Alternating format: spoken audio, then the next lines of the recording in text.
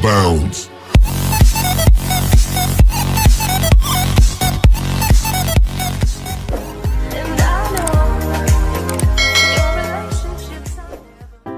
Assalamualaikum warahmatullahi wabarakatuh. Halo generasi cerdas Indonesia, siswa-siswi kelas 9. Gimana kabarnya hari ini? Semoga kita semua diberi kesehatan dan dilindungi oleh Allah Subhanahu wa Ta'ala. Amin, amin ya Rabbal Alamin. Baiklah Ananda, untuk pertemuan hari ini kita awali dengan membaca basmalah. Bismillahirrahmanirrahim. Anandaku, hari ini adalah pertemuan kita yang kedua di bab 4, keberagaman masyarakat Indonesia dalam bingkai Bhinneka Tunggal Ika, dengan kompetensi dasar 3.4, menganalisis prinsip persatuan dalam keberagaman suku, agama, ras, dan antar golongan atau sara, sosial, budaya, ekonomi, dan gender dalam bingkai Bhinneka Tunggal Ika. Dengan materi prinsip persatuan dalam keberagaman suku bangsa, agama, ras, dan antar golongan. Adapun prinsip persatuan dalam keberagaman suku, agama, ras, dan antar golongan di Indonesia adalah: yang pertama, prinsip Bhinneka Tunggal Ika. Makna yang terkandung di dalam prinsip ini yakni semua rakyat Indonesia dalam kehidupan berbangsa dan bernegara tidak dibenarkan menganggap bahwa dirinya atau kelompoknya adalah yang paling benar, paling hebat, atau paling diakui oleh yang lain.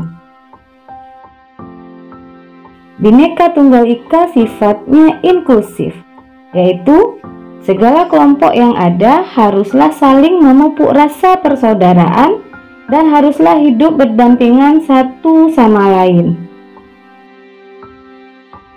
Namun, dalam kehidupan berbangsa dan bernegara kita harus menjauhkan diri dari sifat sektarian dan eksklusif.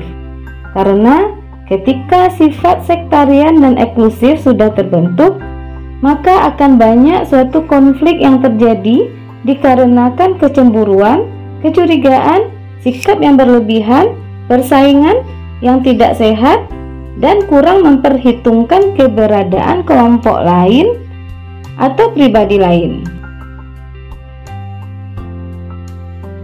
Prinsip Bhinneka Tunggal Ika ini mengharuskan kita mengakui bahwa bangsa Indonesia merupakan bangsa yang terdiri atas berbagai suku, bahasa, agama, dan adat kebiasaan yang menjembung. Hal ini mewajibkan kita bersatu sebagai bangsa Indonesia. Yang kedua, prinsip nasionalisme Indonesia. Apa itu nasionalisme? Ya, nasionalisme adalah paham kebangsaan yang meletakkan kesetiaan tertinggi individu terhadap bangsa dan tanah airnya.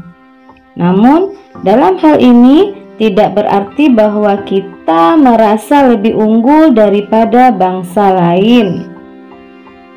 Jadi, prinsip nasionalisme Indonesia adalah prinsip yang mengharuskan kita mencintai bangsa Indonesia, tetapi tidak merendahkan bangsa lain. Yang ketiga adalah prinsip kebebasan yang bertanggung jawab. Kebebasan yang dimiliki warga negara Indonesia adalah kebebasan yang tidak mutlak. Artinya, kebebasan itu tidak bisa digunakan sebebas-bebasnya atau semaunya sendiri, karena selain terdapat norma dan peraturan perundang-undangan yang membatasinya.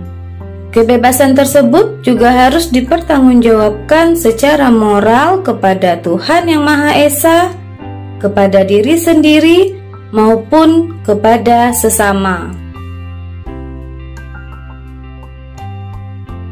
Kebebasan yang bertanggung jawab berarti setiap orang diberikan kebebasan untuk bertindak dan bersikap sesuai dengan keinginan dan kemauannya.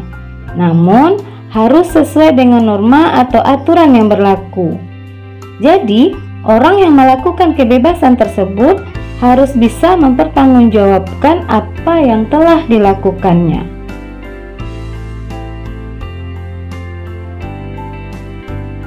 Keempat, prinsip wawasan Nusantara. Apa pula itu wawasan Nusantara? Wawasan Nusantara adalah cara pandang bangsa Indonesia terhadap rakyat, bangsa, dan wilayah Negara Kesatuan Republik Indonesia yang meliputi darat, laut, dan udara di atasnya sebagai kesatuan politik, ekonomi, sosial, budaya, dan pertahanan keamanan.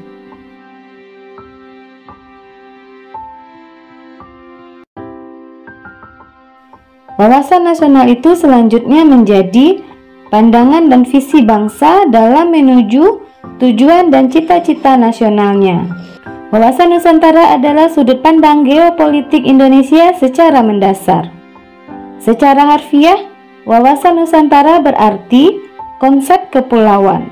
Secara kontekstual, istilah ini lebih tepat diterjemahkan sebagai visi kepulauan Indonesia.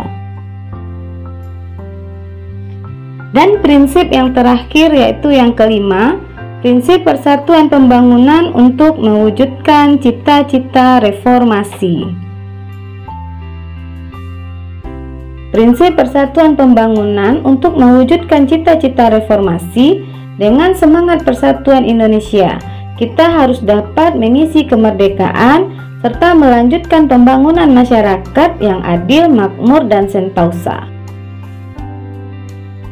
Ada 5 prinsip persatuan pembangunan untuk mewujudkan cita-cita reformasi. Di antaranya, meningkatkan persatuan dan kesatuan, meningkatkan tujuan bangsa dan negara, membangun negeri agar lebih maju, meningkatkan devisa negara, dan meningkatkan semangat nasionalisme Indonesia. Baiklah Ananda, selesai sudah pembelajaran kita pada hari ini. Semoga apa yang sudah kita pelajari dapat bermanfaat dan bisa kita terapkan dalam kehidupan kita sehari-hari. Tetap semangat dan lakukanlah hal-hal yang positif. Dan kita akhiri pembelajaran hari ini dengan mengucapkan hamdalah. Terima kasih.